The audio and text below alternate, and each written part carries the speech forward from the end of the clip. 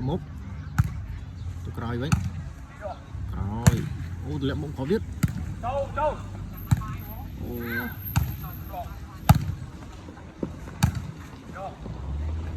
lẹ mốc ô mốc ấy ôi ôi ôi o vậy bà lơ o con lo bà đọ có lo này smart rồi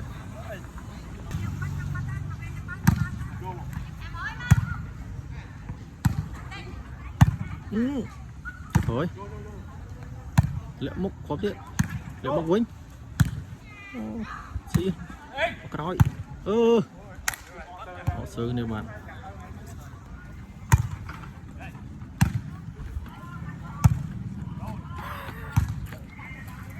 còi chỗ xí trời mà xí bạn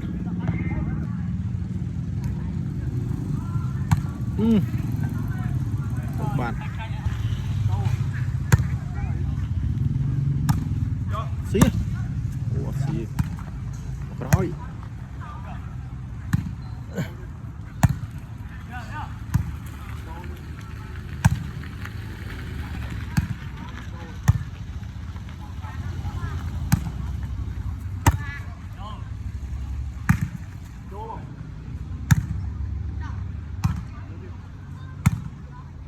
mốc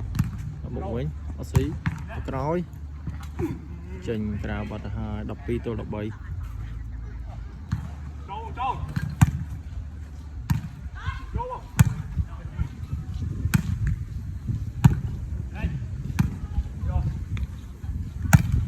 rồi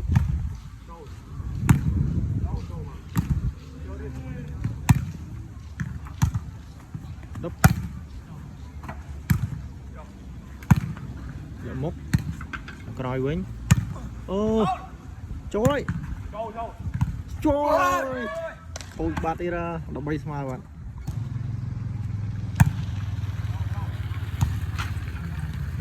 ô ở sườn này chưa là còi quên mốc còi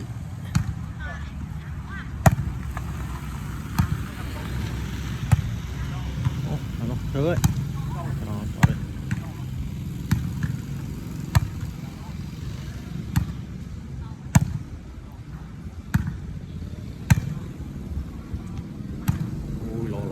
nó bảo đó thôi có xí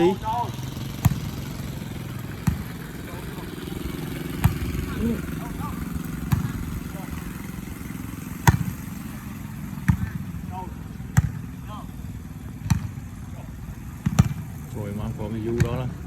một rồi xí ơi xí